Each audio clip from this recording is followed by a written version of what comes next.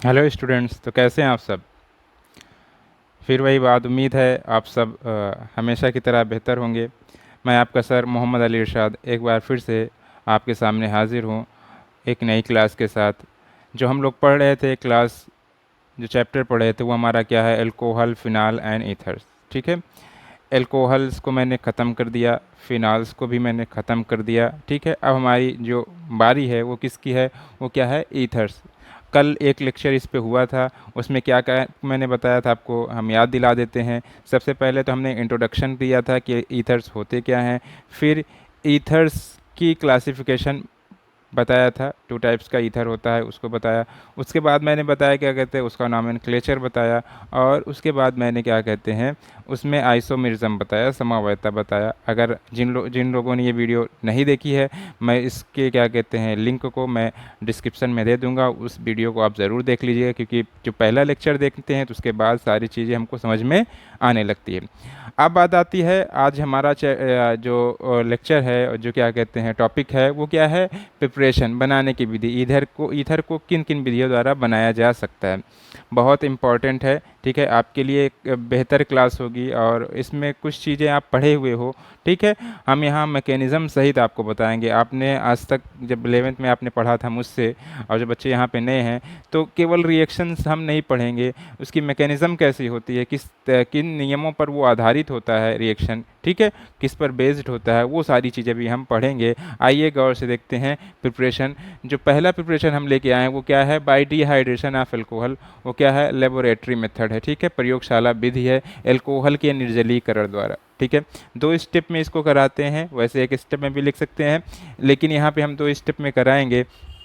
सबसे पहले हम क्या करते हैं, एल्कोहल लेते हैं। मान के चलिए हम एथिल एल्कोहल ले लेते हैं, CH3CH2OH। ठीक है, ये एथिल एल्कोहल ले लिया। ये इसको ऐसे भी, अगर जो जो ईथर बनेगा उसकी प्रयोगशाला विधि भी कह देंगे, डाई एथिल ईथर बनाने की प्रयोगशाला विधि हो जाएगी।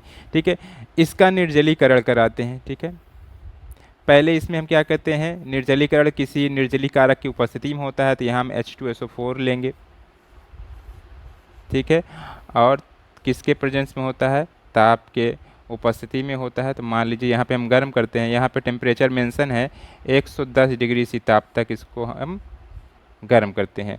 तो यहाँ बनता क्या है, देखिएगा यहाँ बनेगा CH3CH2। ठीक है, CH3CH2HSO4, HSO4 प्लस इसका एक H, और ये H2OH बना लेता है H2O। ये क्या है, ethyl hydrogen sulphate, ethyl hydrogen hydrogen sulphate. ये पहले स्टेप में बनता है। ठीक है, निर्जलीकरण, यहाँ पे जल निकल गया। दूसरा स्टेप क्या होगा, इस बने हुए क्या कहते हैं एथिल हाइड्रोजन सल्फेट की क्रिया दूसरे एल्कोहल के दूसरे अणु के साथ कराते हैं, CH3CH2OH। ठीक है, वहाँ पे टेम्परेचर कहाँ तक पहुँच जाएगा, वहाँ पे टेम्परेचर आपको 140 डिग्री सेल्सियस पहुँच जाएगा। अब यहाँ पे फिर से क्या होगा, यहाँ से क्या होगा, H प्लस मिलेगा, फिर H2SO4 बन जाएगा, और यहाँ पे देखिए यहाँ माइनस होगा और ये प्लस होगा। ठीक है, तो ये HSO4 और H प्लस क्या बना लेगा, H2SO4, और फिर ये आपका क्या बन जाएगा, CH3CH2, CH3CH2, और यहाँ पे आपका क्या कहते हैं, O, CH3, O, CH2CH3 plus H2SO4। आप जानते हो उत्प्रेरक अपक्रिया के अंत में ज्यों का त्यों बना रहता है, तो यहाँ उत्प्रेरक आपका H2SO4 था, वो वैसे ही अपक्रिया के अंत में बना रह गया। ठीक है, तो इस तरीके से ये क्या हो गया, आपका ईथर है। और कैसा ईथर है, इसका नाम है ये एथिल, ये एथिल, तो क्या हुआ, die ethyl ether, die ethyl ether.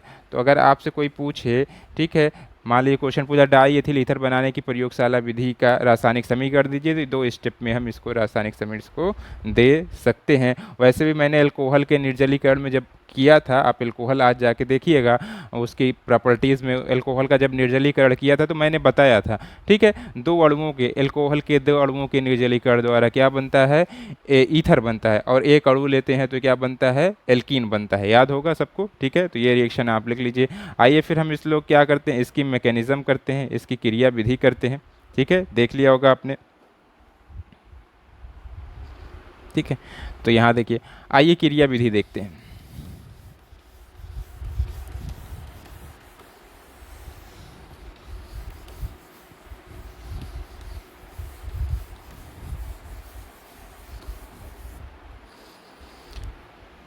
क्रिया विधि, हर रिएक्शन की क्रिया विधि हम दिखाएंगे आपको, क्रिया विधि, ठीक है, जिसे इंग्लिश में कहते हैं मैकेनिज्म, ठीक है। एल्कोहल के निर्जलीकरण की जो क्रिया विधि है वो क्या है, द्विअणुक नाभिक स्नेही प्रतिस्थापन अपक्रिया, क्या है, द्विअणुक नाभिक स्नेही प्रतिस्थापन अपक्रिया है, जिसे हम लोग क्या बोलते हैं, by molecular nucleophilic substitution reaction, जिसे SN2 रिएक्शन के नाम से भी जाना जाता है। यहाँ पे देखते हैं हम लोग क्या कहते हैं, आप लिख लीजिएगा। सबसे पहले क्या होगा, जो हमारा कैटलिस्ट है H2SO4, ठीक है, H2SO4, वो ब्रेक डाउन होके हमको क्या देगा, H प्लस और HSO4 माइनस। ये जो प्रोटॉन हमको मिला है H प्लस, ये क्या करेगा, पहले एल्कोहल पर आक्रमण कर, स्टेप वन, ठीक है। स्टेप वन में क्या होगा आपका, देखिएगा, स्टेप वन में जो पहला एल्कोहल का अणु है, ठीक है, CH3CH2O, ठीक है, O, और यहाँ पे आप देख सकते हैं, यहाँ पे O और H ऐसे लिख दें, ठीक है। यहाँ पे आपका लोन पेयर ऑफ इलेक्ट्रॉन है, ठीक है। ये जो प्रोटॉन है H प्लस द्वारा, जो H2SO4 द्वारा त्यागा गया है, वो क्या करेगा, इसको ग्रहण करेगा, ठीक है। ये इसको इलेक्ट्रॉन देगा H को, ठीक है। तो यहाँ पे आके जुड़ेगा, तो क्या हो जाएगा, CH3CH2O, और यहाँ पे H आके ऐड हो गया, और ये चूंकि इसने इलेक्ट्रॉन दिया तो इस पर पॉजिटिव चार्ज आता है, इसे बोलते हैं प्रोटोनेटेड एल्कोहल। प्रोटोनेटेड, ये नाम सुना होगा, प्रोटीनीकृत एल्कोहल, प्रोटोनेटेड एल्कोहल, ठीक है। Step one. स्टेप सेकेंड में देखते हैं, ठीक है। अब स्टेप सेकेंड में क्या होगा, ये जो आपका वाटर मॉलिक्यूल है, ठीक है, ये क्या होगा, रिमूव हो जाएगा, ठीक है। मतलब हम ऐसे एक ही स्टेप में दोनों कर देंगे बेटा, देखिएगा। पहले क्या होगा आपका, ये CH3, ठीक है, और ये आपका CH2, दूसरा वाला क्या कहते हैं, एल्कोहल अणु लेते हैं, ठीक है, ये H प्लस, और ये जो आपका बना हुआ है, ठीक है, इसको भी ले लेते हैं, CH3CH2, और यहाँ पे आपका OH, और ये आपका H, ये पॉजिटिव चार्ज, ठीक है। अब होगा क्या बेटा, देखना है यहाँ पे, यहाँ से आपका क्या कहते हैं, वाटर मॉलिक्यूल आपका यहाँ से रिमूव हो जाएगा, वाटर मॉलिक्यूल यहाँ से निकल जाएगा। जब यहाँ से वाटर मॉलिक्यूल निकले तो इसके इलेक्ट्रॉन को लेके निकलेगा, ठीक है, इसके इलेक्ट्रॉन को लेके निकलेगा। इस पर कैसा चार्ज आ जाएगा, पॉजिटिव चार्ज आ जाएगा, ठीक है। पॉजिटिव चार्ज आएगा तो फिर ये क्या करेगा, अपने इलेक्ट्रॉन को इसको दे देगा, ठीक है। तो यहाँ पे देखिए, एक ही स्टेप में मैंने दोनों दिखा दिए, सब गौर से देखिएगा। जब यहाँ से क्या कहते हैं, ये H2O मॉलिक्यूल निकलेगा, तो मतलब ये बॉन्डिंग के इलेक्ट्रॉन क्या करेगा, लेके निकलेगा, क्योंकि तभी तो इसका पॉजिटिव क्या कहते हैं, बैलेंस होगा, इसके इलेक्ट्रॉन को लेके जाएगा। तो यहाँ पर क्या आ जाएगा, पॉजिटिव चार्ज आ जाएगा, फिर ये इसको इलेक्ट्रॉन देगा, तो इससे ये ऐड हो जाएगा। तो देखिए क्या बनता है यहाँ पे, CH3CH2, ये तो है ही है, ठीक है।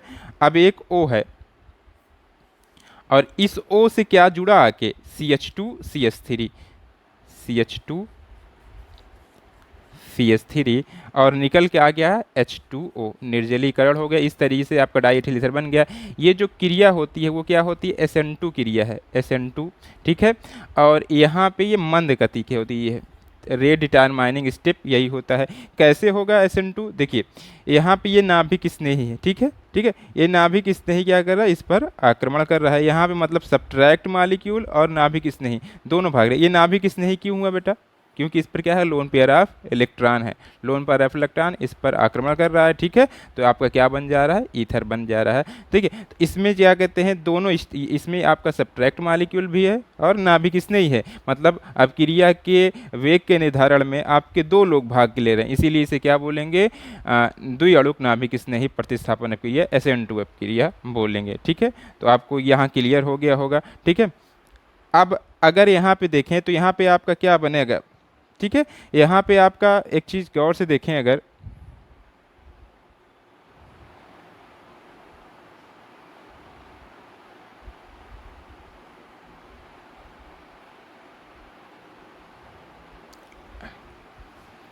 और यहाँ पे सॉरी CS2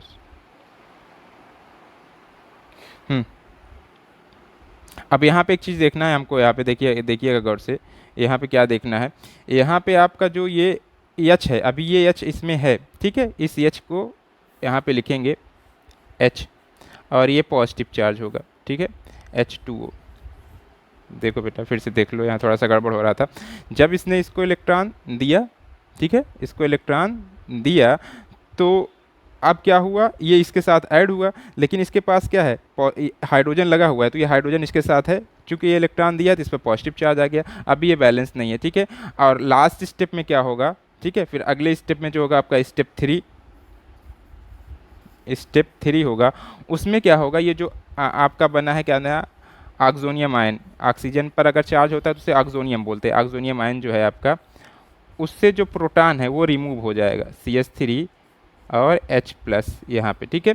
ये प्रोटॉन क्या होगा आपका, रिमूव होगा, ये इसको इलेक्ट्रॉन दे देगा, ठीक है। जब इसको इलेक्ट्रॉन देगा तो इसका पॉजिटिव बैलेंस हो जाएगा और H+ के रूप में ये बाहर निकल जाएगा, तो बन जाएगा CH3 CH2O और CH2 CH3 और H+, ठीक है। तो H+ बन गया, और फिर बाद में लास्ट स्टेप में क्या होगा, ये H+ H2SO4 से रिएक्शन करके फिर क्या बना लेगा, आप HSO4- से रिएक्शन करके क्या बना लेगा, H2SO4, क्योंकि अब क्रिया के अंत में हमको कैटलिस्ट को वैसे के वैसे रखना है। तो ये क्या कहते हैं आपका, क्या है, एल्कोहल के निर्जलीकरण द्वारा ईथर बनने की क्रिया विधि है। गौर से देख लीजिए इसको, ठीक है। हाँ, यहाँ पे बहुत इंपॉर्टेंट बात दो और है, ठीक है, इसको पहले देखते रहिए तो हम आपको बताते हैं। वैसे हम जानते हैं एल्कोहल का निर्जलीकरण का जो क्रम होता है, आप बोलिए, बोलिए, जो देख रहा है बोल लिया होगा, एल्कोहल के निर्जलीकरण का क्रम जो होता है वो क्या होता है, 3 डिग्री एल्कोहल, फिर 2 डिग्री एल्कोहल, फिर 1 डिग्री एल्कोहल, ठीक है।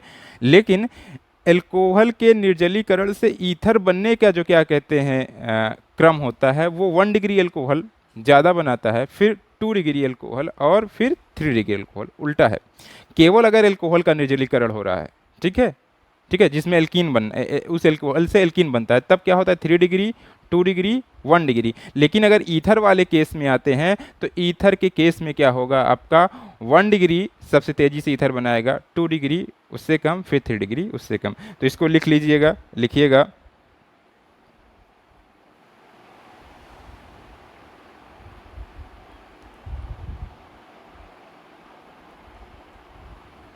ठीक है, हो गया ना। देखिए, तो इसमें लिखिएगा, अगर आप सुन के लिखना हो तो देखिए, इस क्रिया द्वारा केवल 1 डिग्री एल्कोहल द्वारा ईथर बनाया जा सकते हैं, क्योंकि 2 डिग्री और 3 डिग्री एल्कोहल जो है विलोपन क्रिया द्वारा ईथर ना बनाकर एल्कीन मुख्य उत्पाद के रूप में बनाते हैं, ठीक है। हम हाँ हाँ हाँ, ठीक है, ठीक, ठीक।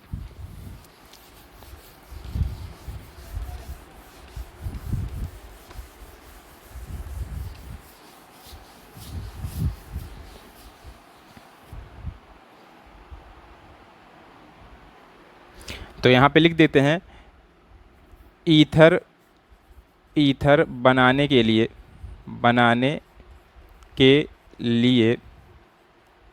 एल्कोहल एल्कोहल के निर्जलीकरण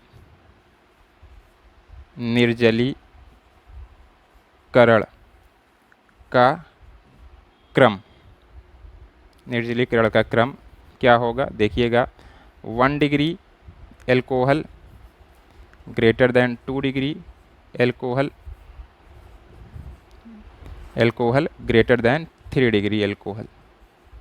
ठीक है, वैसे अगर लिखा जाए तो क्या होगा, जबकि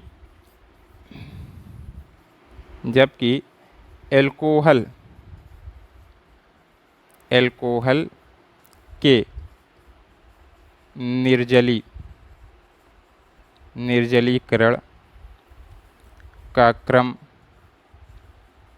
निर्जलीकरण का क्रम देखिएगा तो उसका क्या हो जाएगा आपका, याद है वैसे फिर से लिखिए 3 degree alcohol greater than 2 degree alcohol greater than 1 degree alcohol. तो ये फ़र्क जान लीजिए बेटा, ठीक है, गौर से इस फ़र्क को जान लीजिए। ठीक है, और फिर एक चीज़ एक ऊपर देखिए, एक ही चीज़ में कई चीज़ें होती है। ठीक है, अब बताने वाले के ऊपर डिपेंड करता है वो कितना अंदर तक जा सकता है। ठीक है, मेरा क्या केस था, मैं क्या करता अगर और लोगों की तरह करता तो क्या था, एल्कोहल के निर्जलीकरण द्वारा प्रयोगशाला विधि रिएक्शन लिखता, वहीं से हट जाता, दूसरी रिएक्शन पे आ जाता। उसके अंदर की क्या क्या बातें हैं वो मैं आपको ना बताता, आपका इतना सेंस भी ना काम करता और आप पूछते भी ना। लेकिन ये मेरा दायित्व है, मेरा कर्तव्य है कि मैं जितनी जानकारी हो आपको दे सकूं, आप लेने के ऊपर आपके ऊपर है। ठीक है, अब इसके बाद एक चीज़ और भी बता सकते हैं। अब देखिए 2 तरह का ईथर होता है, एक होता है सम्मित ईथर, एक होता है असम्मित ईथर। लेकिन इस क्रिया द्वारा केवल सम्मित ईथर बनाया जा सकते हैं। ठीक है, असम्मित ईथर का निर्माण नहीं किया जा सकता, क्योंकि इसमें इस क्रिया द्वारा ईथरों का क्या कहते हैं मिश्रण प्राप्त होता है, तो उसमें अलग नहीं किया जा सकता। तो याद रखेंगे एल्कोहल के निर्जलीकरण की अपक्रिया द्वारा केवल सम्मित ईथर ही बनाए जा सकते हैं। तो ये पूरी बात होगी क्या कहते हैं एल्कोहल के निर्जलीकरण से ईथर बनने की प्रक्रिया, जितनी चीज़ें उसमें मैंने बताती। अब आते हैं दूसरी रिएक्शन जो कि बहुत इंपॉर्टेंट है, हर साल हर पेपर में आना इसको जरूरी है और कई बार इसको हम लोग पढ़ चुके हैं। नाम है इसका विलियमसन संश्लेषण अपक्रिया। वेट, ठीक है, आते हैं आगे। ये बच्चों गौर से देखिए क्या है विलियमसन संश्लेषण विधि। ठीक है, विलियमसन सिंथेसिस मेथड, इस विधि से किस तरीके से ईथर बनाते हैं, बहुत इंपॉर्टेंट रिएक्शन हमेशा पूछा जा सकता है। इस विधि द्वारा सम्मित तथा असम्मित दोनों प्रकार के ईथर बनाए जा सकते हैं। ठीक है, symmetrical and unsymmetrical both type of ether can be prepared by this method. इस विधि द्वारा दोनों सम्मित और असम्मित प्रकार के ईथर के बनाए जा सकते हैं। अब होता क्या है, कैसे बनता है, जब किसी एल्किल हैलाइड की अपक्रिया सोडियम या पोटेशियम एल्काक्साइड के साथ कराते हैं तो ईथर प्राप्त होता है। फिर सुनिएगा, जब किसी एल्किल हैलाइड की अपक्रिया सोडियम अथवा पोटेशियम एल्काक्साइड के साथ कराते हैं तो ईथर प्राप्त होता है। आइए पहले एक जनरल रिएक्शन देखते हैं। ठीक है, एल्किल हैलाइड मीन्स RX। ठीक है, एल्किल हैलाइड मीन्स RX। ठीक है, और यहाँ पे क्या कहते हैं हम लोग, कोई क्या लेते हैं सोडियम एल्काक्साइड, यहाँ ले लिया हमने सोडियम, ये RO यानी सोडियम एल्काक्साइड। ठीक है, अब यहाँ पे हमने इसको करा दिया रिएक्शन, तो सिंपल सा रिएक्शन है, हीट करेंगे। आप लिखिएगा ये एल्किल हैलाइड है, एल्किल हैलाइड। ठीक है, सोडियम एल्काक्साइड, एल्काक्साइड।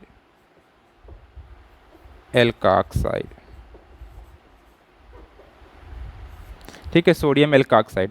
तो अब देखो सिंपल सा है, यहाँ क्या होगा Na और X, अभी मैं सेट करके भी लिख सकता हूँ, NaX निकल जाएगा और बनेगा क्या ROR, बच क्या रहा है आपका ROR प्लस NaX, ये क्या है ईथर। अब आइए एग्जाम्पल लेके देखते हैं। ठीक है, यहाँ पे एग्जाम्पल लेके देखते हैं। जैसे हमने यहाँ पे एल्किल हैलाइड की जगह CH3Br ले लिया। ठीक है, CH3Br ले लिया। यहाँ पे हमने ले लिया CH3O यानी सोडियम मेथॉक्साइड। ठीक है, एक कार्बन है इसलिए मेथॉक्साइड। ठीक है, तो आपका क्या बन जाएगा, बहुत अच्छे बच्चे हो आप लोग, समझ गए क्या बन जाएगा CH3O CH3 प्लस NaBr। ठीक है, अब बात करें अगर यहाँ पे हमने ले लिया क्या कहते हैं CH3 Br ही रहा रहने दिया, और यहाँ पे हमने ले लिया क्या कहते हैं C2H5ONA। तो आपका क्या बन जाएगा CH3O, C2H5। तो यहाँ पे आपने देखा इस तरीके से यहाँ पे आपका असम्मित ईथर भी बन गया। क्या हो गया? एथिल मेथिल ईथर असम्मित ईथर बन गया। अगर हमने क्या कहते हैं यहाँ पे CH3 C2H5 यहाँ भी लें, C2H5Br प्लस C2H5ONA, तो आप देख सकते हैं क्या बनेगा C2H5O, C2H5 प्लस NaBr। नाम लिखने की जिम्मेदारी आप लोग की। Di methyl ether, ethyl methyl ether और डाई एथिल ईथर। तो ये आपकी रिएक्शंस हो गई। ठीक है, इसको गौर से आप समझ लीजिए। ठीक है ना। अब आते हैं क्या कहते हैं,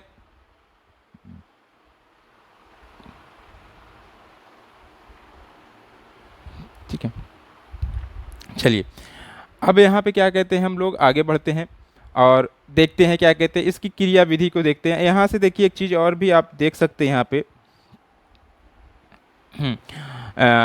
एक चीज़ और आपको दिखा दें, जैसे यहाँ पे मान लीजिए आपको क्या कहते हैं फेनिल ईथर बनाना हो या एरोमेटिक ईथर जिसे हम लोग बोलते हैं, वहाँ पे रिएक्शन थोड़ी चेंज होगी, उसको भी दिखा देते हैं। जैसे मान के चलिए यहाँ पे हम लोग जो एथॉक्साइड लेंगे, अभी उसको बारे में बता देंगे। ठीक है, यहाँ हम लेंगे सोडियम फिनॉक्साइड, ठीक है, प्लस CH3Br ले लें, जैसे कहिए आप लोग CH3Br ले लिया।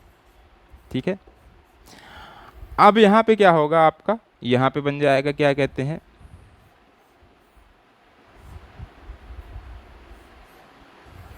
ये फेनिल हो गया, ये इसका ऑक्सीजन हो गया। ठीक है, NaBr निकल जाएगा, बनेगा क्या आपका CH3 बचेगा, CH3।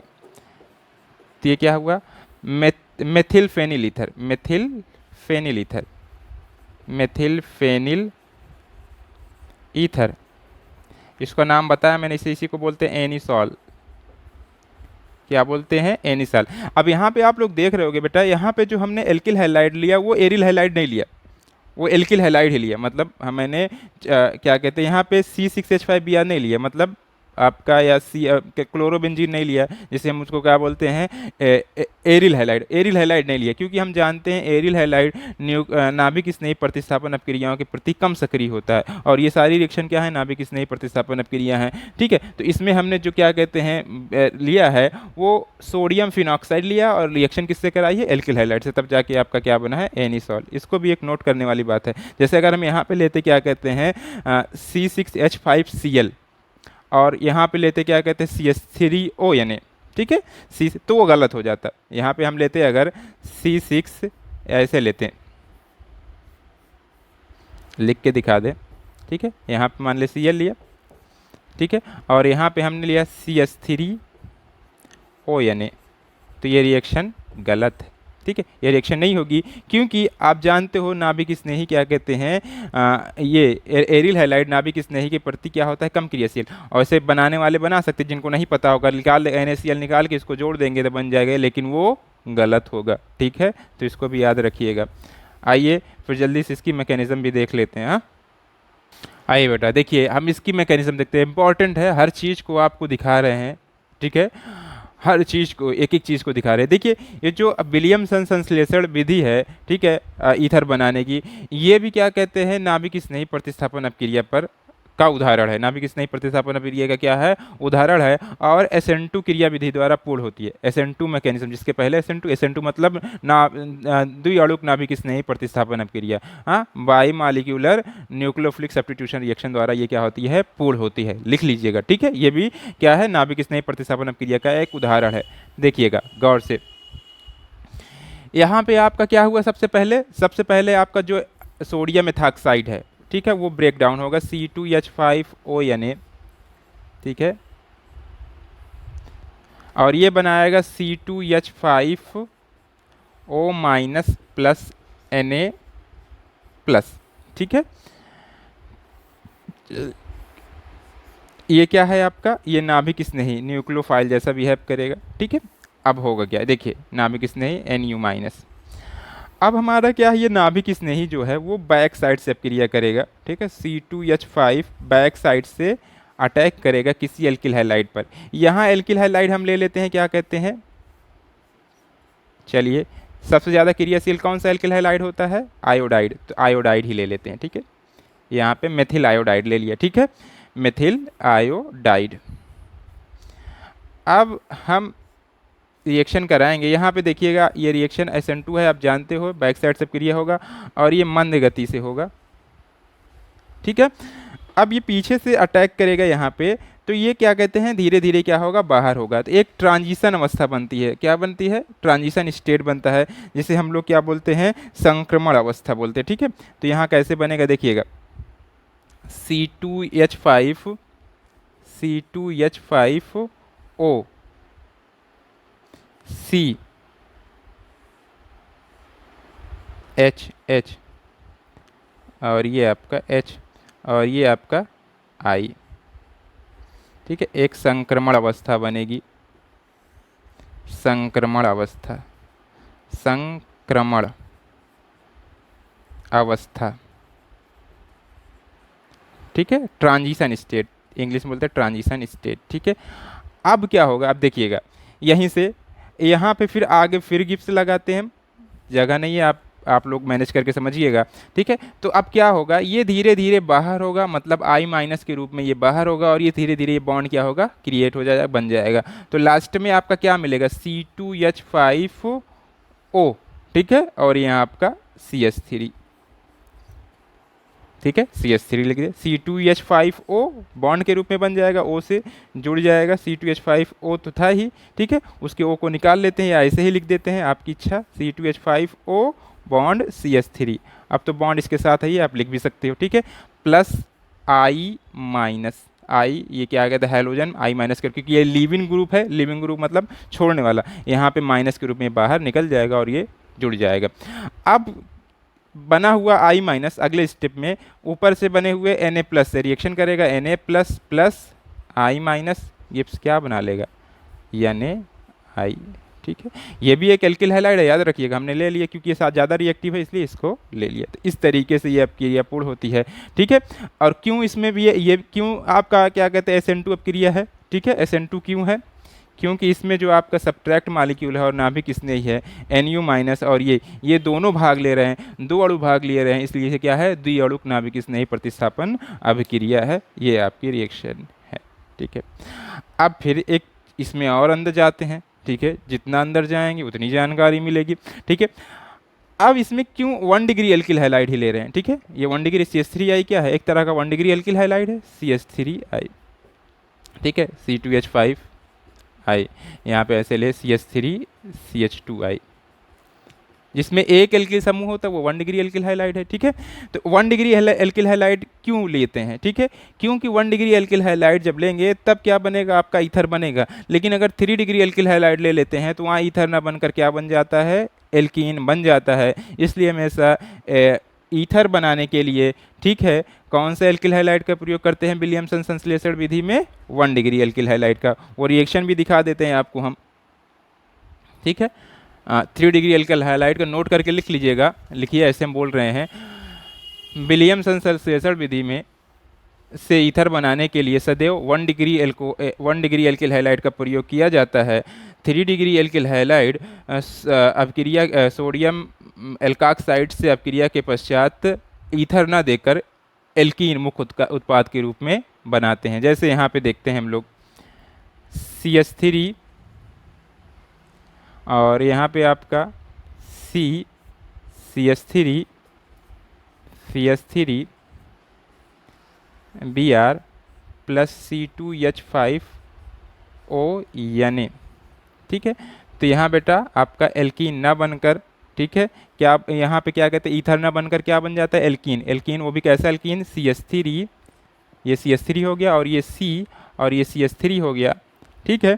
यहाँ पे आपका एक H और एक O, यहाँ पे H निकल जाएगा आपका, ठीक है, यहाँ पे Na+ है और Br-, और किस तरीके से जुड़ेगा ये भी देख लीजिएगा, ठीक है। यहाँ पे एडिशन होगा मार्कोनिकॉफ रूल के अकॉर्डिंग, ठीक है, मार्कोनिकॉफ रूल, ठीक है। मार्कोनिकॉफ रूल के अकॉर्डिंग आपका ये जुड़ेगा सबसे कम वाले कार्बन से, यहाँ पे हाइड्रोजन निकलेगा आपका, ठीक है। तो ये आपका हो जाएगा C2H5Na, और ये आपका हो जाएगा क्या कहते हैं, double bond CH2 plus NaBr plus NaBr हो जाएगा, और ये आपका क्या हो जाएगा, NaBr Na और Br हो गया, और H, और ये C2H5OH हो जाएगा, C2H5OH। ये कर लेते हैं, ठीक है।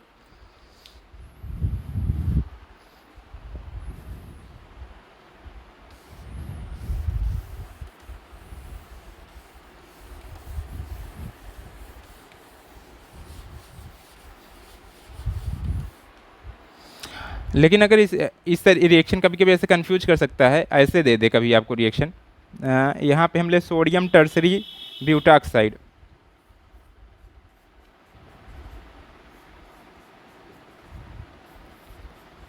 ONA प्लस C2H5Br, ठीक है।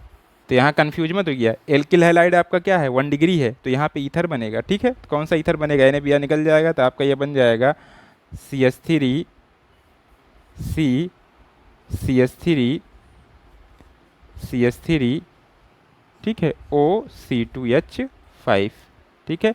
ये आपका ईथर बनेगा, ठीक है ना। तो गौर से समझिएगा बेटा, ठीक है। इससे ये 3 डिग्री होगा तो फ़र्क नहीं पड़ेगा, लेकिन एल्किल हैलाइड 3 डिग्री नहीं होना चाहिए, ठीक है। तो आप गौर से समझ लीजिए, ये सारी चीज़ें हो गई। ईथर की 2 विधियाँ मैंने बताई आपको, ठीक है। आज एक है क्या कहते हैं, डिहाइड्रेशन द्वारा ईथर बनाना, दूसरा क्या है आपका विलियमसन सेल्सलेटर विधि। दोनों बहुत इंपॉर्टेंट है, दोनों के मैकेनिज्म, उसके अंदर की सारी बातें, जितना मुझसे हो सकता था, जितना मुझे ज्ञान है मैंने बता दिया। अब ये ज्ञान आप कितनी देर तक रखते हैं और आपको कितना अच्छा लगता है, ये आपके लाइक, आपके कमेंट ही बताएंगे, ठीक है। तो आज के लिए बस इतना ही। Thank you so much. Video अच्छा लगे और अच्छे से मैंने एक्सप्लेन किया है तो उसको बताइए, और आप क्या कहते हैं, इसको लाइक सब्सक्राइब करिए, आपकी इच्छा, ठीक है। Thank you so much.